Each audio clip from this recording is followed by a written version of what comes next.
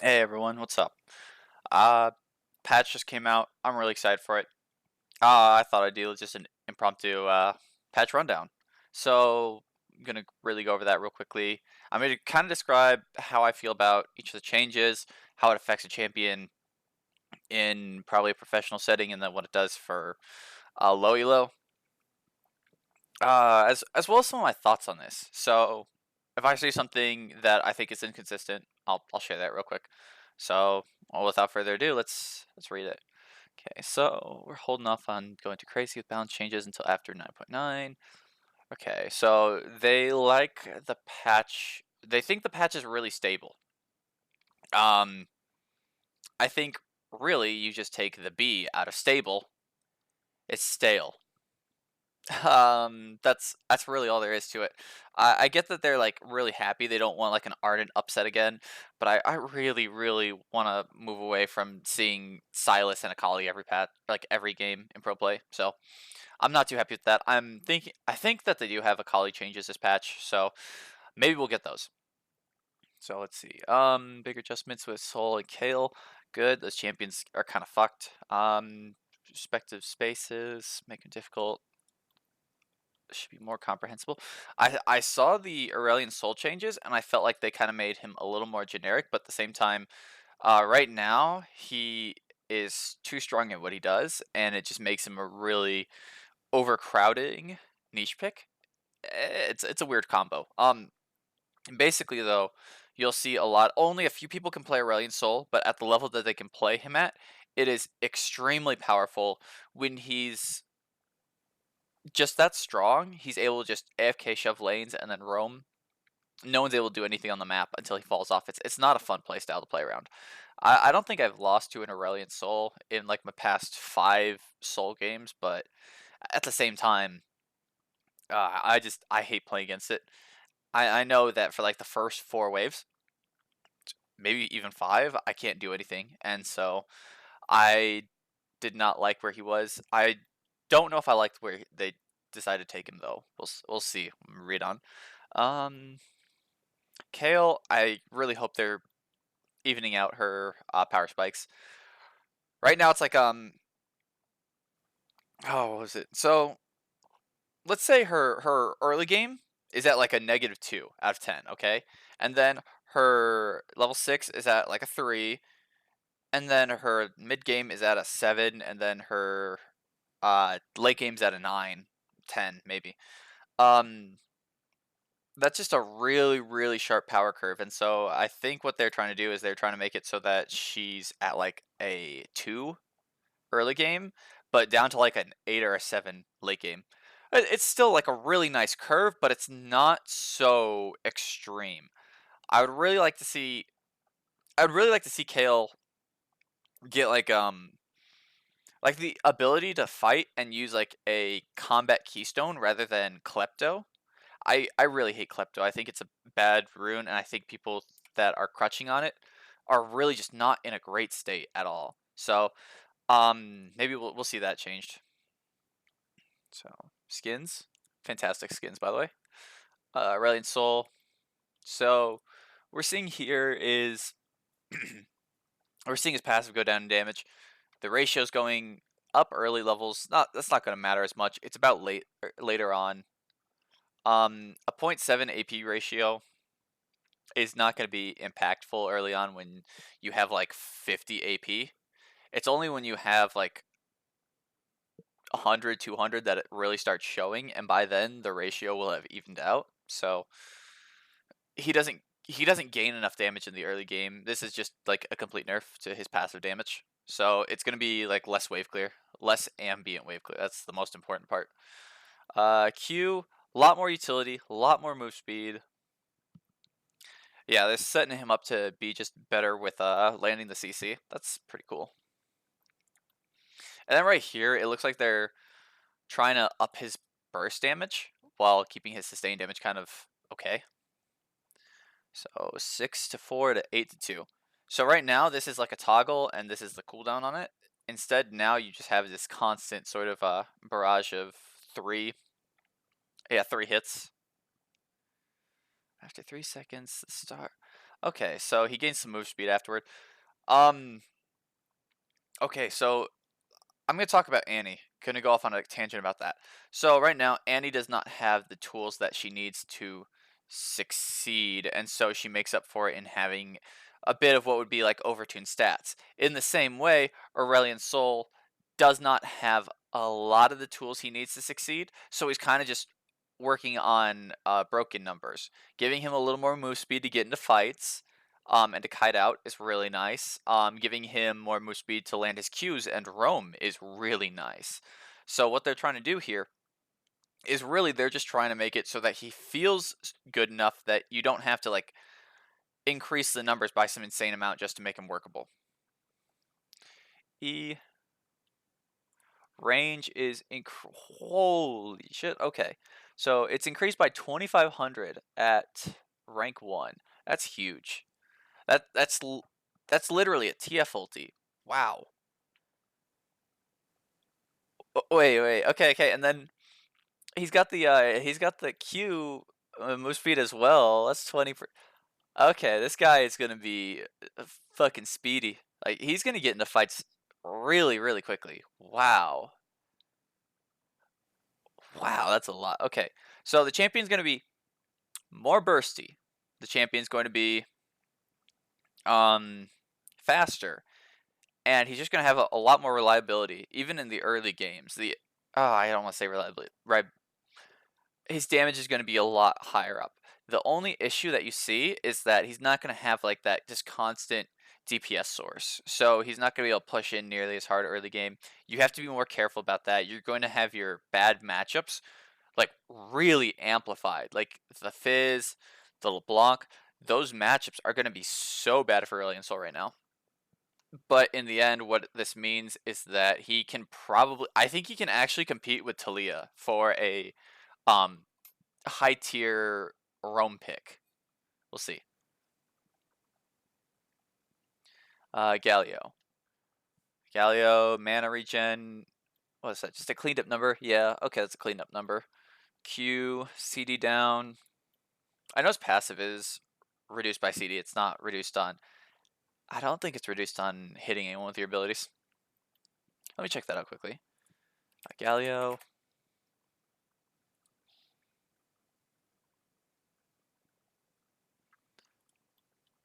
Yeah, it does. It does not get affected by hitting an enemy. So what we're seeing here is basically this cooldown. It doesn't mean much. It really doesn't. Like early game, you're not gonna see people crash the wave into your tower that much.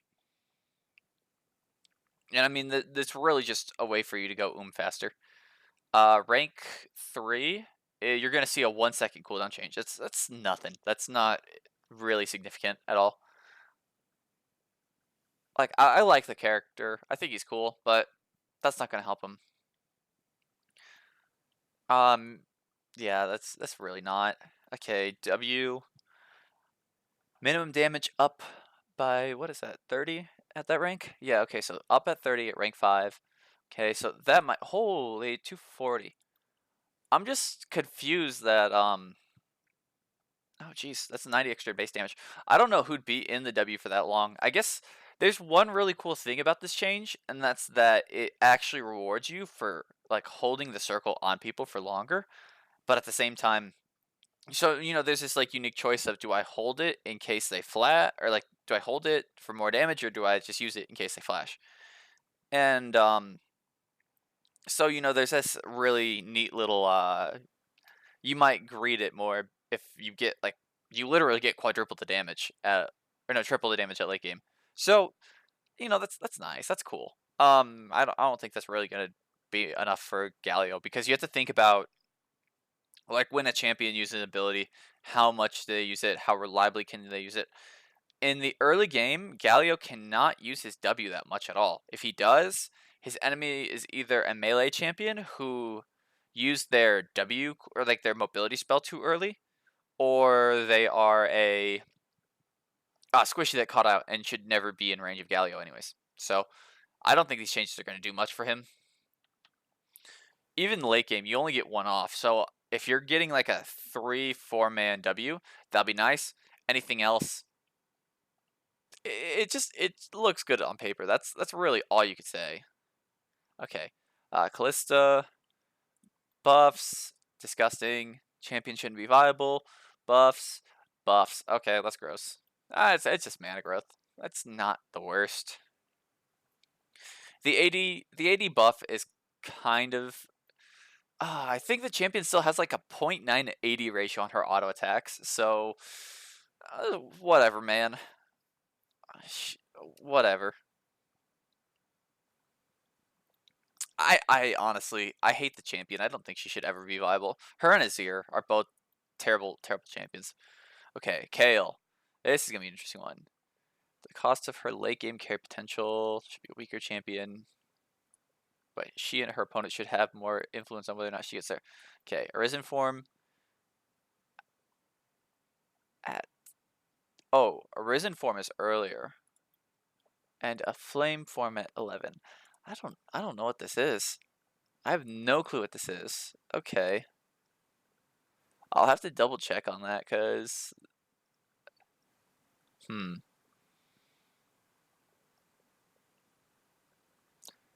passive 8% move speed when exalted in all directions. So once she gets to late game.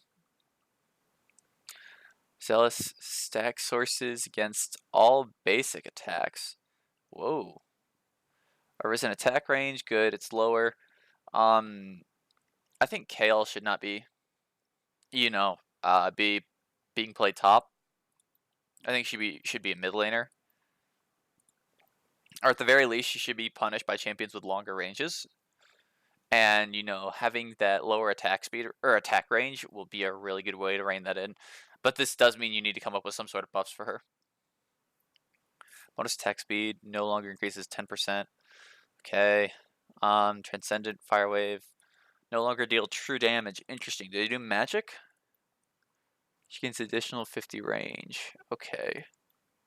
That's later on. That's... Okay, so she does not do true damage anymore. I think it's going to be magic. And then... she gains 50 extra range. That's fine. Now refunds 50% for each champion hit. So if it hits 2 champions, it'll refund entirely? I don't know. Cast delay down, nice. Cast time down. Oh, that's probably missile speed. Okay, the missile on Q felt really, really fast, really hard to dodge. So that's gonna be interesting. Range is lower. Yeah, especially when you're in a melee matchup, like these abilities are just way harder to dodge because they're just closer to you the entire time, so you're not gonna have as many opportunities to dodge. That's fine. Resistances get shred for less. So it looks like she's getting a lot more functionality, but for a lot less damage. That's really good. I like that change. Okay, bonus magic damage down, but more percentage. Okay. On hit ratio goes up for ability power. I think they're trying to bring her out of the AD builds. R costs no mana at later levels. Okay, I think those are fine. Kale. Oh, geez. I think she's gonna be a lot. Oh, that's a tough one. I think she's gonna be a lot stronger level 6. That's the big thing. But she's just not gonna have like as sharp of a curve. So that's what I would really like to see with Kale, anyways. So I'll take it. Q cooldown. Okay. If you're face tanking your opponent and you're really getting in fights, this helps. But laning phase, I really don't think it's gonna be enough for her. You shouldn't be on top of them enough. Maybe this gets her to a point where she can like perma stun you though. I think they're getting really close to the point where Leona can perma stun you. Like it's something. It's something. I don't know. We'll see. I think Leona's a bad champion overall. Just like the champion can only go in, there's no nuance to her kit. And so if you're in a matchup or you're playing against champions that only know how to engage as well, she becomes busted. But if you're playing against champions with like really good disengage, like the Tom Kench, the Braum, she just can't do anything. These champions are just a lot more nuanced than her and really just counter what she does. Oh, and Morgana is pretty strong against her as well. Okay, Lucian buffs. Nice, nice.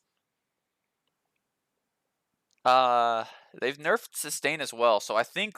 Oh, geez, I think Lucian can actually come back into the meta right about now. That's insane. 3 AD is really, really impactful. Like, despite what people might think, like if you're a champion like Lucian who is using your auto attacks for 95% of what you do, that's gonna add up. Like your auto attacks make you push faster, so it's easier for you to get the waves to the tower. It's easier for you to control the waves. It's easier to last hit. Like all your combos are gonna, hit harder. Your trades are gonna give you more DPS. I think this is gonna be really strong for him. That's pretty nice at all levels. Like this is gonna be good at all levels. And the other thing is people are like they're finally catching on and nerfing sustain, but they're buffing Lucian at the same time. So this is like a double whammy for him. If they nerf the domination sustain patches or like runes this patch, I think we will definitely see like a Lucian type meta going back to like way early game champions. Let's see. Nico can deactivate her passive without taking. Okay, so she can return to her own form without. Okay, that's cool. It's just a QOL change. Like, yeah, that's nice. It's a little extra functionality. Because, why not? I don't think champions should be, like, difficult just because they have, like, a really bad or obnoxious mechanic. And I think, having that freedom to do whatever you want, that's something that is infighting for the champion. And people can be like, oh, okay, this is not, this doesn't feel as clunky. But whatever. Good Nico change. Let's see, Pantheon. Pantheon removal, decrease of monster damage. Jungle Pantheon's not strong. You're correct. He kind of is not good right now. Q. Thrusting Pantheon Spear. Also increases the physical damage on targets below. Okay, so it gets the execute as well. Matching a fully hurled spear's bonus damage. Oh wow, okay. And then damage it does not have, okay. So this is just gonna make him clear a lot faster. That's interesting. Oh, and thrusting spear. This also means that in short range too, so he doesn't have to wait a ton of time. If he's like in a fight with someone close range, he can just chuck a spear. So his short range combos are going to be a lot more fluid as well. And I think let me double check. I think that the Q reduces the cooldown if you just tap it. So this means that like in early game and fights against opponents, his DPS is going to go up as well. So first cast, releasing the ability within 0.35 seconds causes him to instead thrust a spear, dealing the same physical damage and refunding 50% of the spear's cooldown. Okay, so yes, this is going to reduce it's going to increase his DPS significantly. So I think good Pantheon change. Better for jungling, better for fights against tanks. Or anyone who, might actually survive a Pantheon Spear at 25% HP. There's not a lot of champions that can do that. Mostly tanks. Okay, Kiana. E base damage decreased, R cooldown flattened. Okay, so Kiana's problem right now is that her base damages are extraordinarily high in the early game. To the point where, okay, there's that, and then there's the problem with her Q autocast. I'll get onto that in just a second. So, the first one, her base damages are really high. This makes it very hard to trade into her. Level 3, if she has her Q up and her W up, she can dash onto you and she will do 70% of your HP with a combo that does not miss. Unless you are playing Fizz and you go untargetable, her combo will not miss on you. Even if you flash, this is the second problem. Even if you flash, if she EQs, the Q will follow you. And if it is a water element, you will automatically get stunned because you're still within the range because she doesn't even have to aim it. It's gross. 10 base damage off E is not going to fix anything with that champion. You literally cannot fight her at level 3 with most champions. Riot needs to take a little of a harder approach against her right now, especially that EQ combo. R, cooldown's not going to really do anything. Like, okay, maybe rank 3. 40 seconds is a lot, but since she's an assassin, she's going to be running cooldown. That's probably like, what, 20 extra seconds on the ulti? It's not going to be a whole lot, especially because Kiana doesn't want to fight nearly as much as, I don't know, most champions. She can kill most champions really easily if they try to approach her, but she doesn't want to just constantly go in. This is going to be better for low elo, because low elo you're fighting all the time. You know, the cooldown might mean something, but in the higher levels of the game, that's not nearly enough. That's not going to fix her. Okay, Rise. This is interesting. We're giving him more magic resist so that he can survive his bad matchups, because, you know, Rise is Riot's poster boy, and he does not deserve to have bad matchups. Okay, that's pretty reasonable. Oh, jeez. I don't think that's the way they go with him. That's whatever. I think that with Rise specifically, I don't know how to fix him. Riot's done it a million times, and they still haven't gotten it right. I'm glad they took off the shield though. So you know what? I will concede and say, you know what? It's fine. Give him a little more survivability, but that's the last thing I think he needs. A survivable Rise is what you constantly see. You see Rise with Aftershock. You see Rise with the Frozen Heart. You see Rise with Zanya's. Like all the times that Rise is broken, it's because he can abuse some sort of defensive itemization to not die in fights and put out insane amounts of DPS. That's the weird thing. Like if you have a champion that does a lot of damage, a lot of sustained damage, you are going to see them only be good when their defensive options are good. I don't. It's stupid. Basically though, if their defensive options are good, they can use those so that they can continue putting out DPS, and their DPS is unmatched. So, I'm really iffy about giving Rise some survivability, but if that's the route, it doesn't seem like a lot. Zyra. Zyra cost on R good. It got standardized. I think it was like season 5, right? It was like, you know what? We're gonna standardize all the mana costs for all the mages and all the champions. Make it 100 mana. Okay, good. Now I saw Zyra's, and Zyra's is like one of the few that wasn't changed. It was like 140 mana. Who the hell is stupid? Whatever. Um, these aren't really gonna help her, but at the same time, like it's something that just it bothered me. Like with Zyra, I think the big thing is that the champion needs to feel good and have just better matchups in support or mid. I really don't want to see Zyra mid be viable just because I hate Zyra players. It's a long story. It's for another time. But I think honestly what she needs an ultimate that's better suited for longer ranges, or she needs to feel a lot more reliable. But you can't really do that with how much damage she has. So it's a really, really hard spot for her to be in. I don't think these changes are going to do much for her either way. These numbers bothered me. 140 mana. Who the hell? Aether, it took you long enough to fix that. Okay, free to play.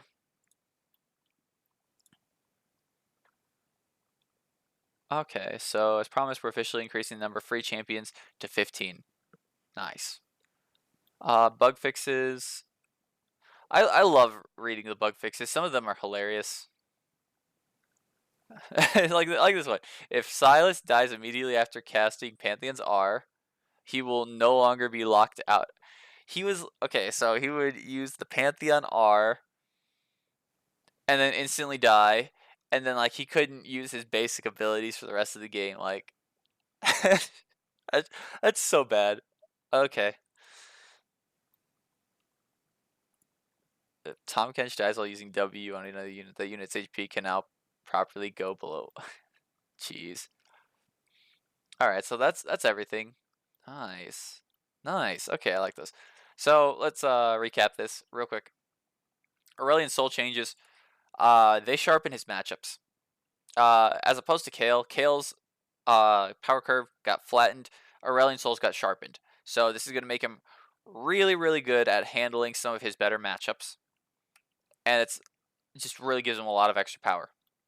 Kale, on the other hand, let's go back down to Kale. Kale's is flattened, and she's going to be more reliable against all matchups as well because, well, it's reliable and consistent. I don't mean she's going to have like a. I mean, like if she had a matchup where she just insta lost it, maybe you can win it now. Whereas like some of her late game, you'd be like nobody can beat her late game, and now you have a couple champions that can beat her late game. So we'll call that okay. I don't think both of them are going to be seen in pro play just yet. I think by doing that to Soul, you basically kind of just taken away his reliability and his ability to be played in pro play in any circumstance. Like you only saw him with like one tricks, but even now they just probably won't pick him. Galio changes. Nice and low elo, I guess. Maybe. I like the number fix. Callista, better overall. Most people did not have an issue with the mana growth, so these are pretty inconsequential. The attack damage, that's the big one. I think you might see her in pro play, maybe. I don't want to. Like if you play in high elo, you see like 90% of the picks and like what's good about them transfers down. So I really don't want to see Callista, but I think she'll be good enough to be played. Kale, maybe Kale will be good now. Who knows? Leona, she's gonna be broke. I think Leona's gonna be broken in low elo after this. Like really, I don't think she'll be played in high elo much, but in low elo, she's gonna be so gross. She'll just CC lock your ADC, and he'll go on like the league subreddit and cry about Leona. Because after this, so ADCs literally will not be able to fight her. It'll be hilarious. Great stuff. Lucian, I think Lucian's going to come back after this. There's a very good chance that Lucian comes back into the meta. Nico, QOL, it's nice. Whatever. It's like it's good for Nico players. Like I don't play Nico, so I don't care. But like if they like it, then I'm happy for them. Pantheon, a lot better champion. Better in the jungle. Better against tanks. Yeah, this will be really good against tank matchups. Kiana doesn't fix anything. Rise. This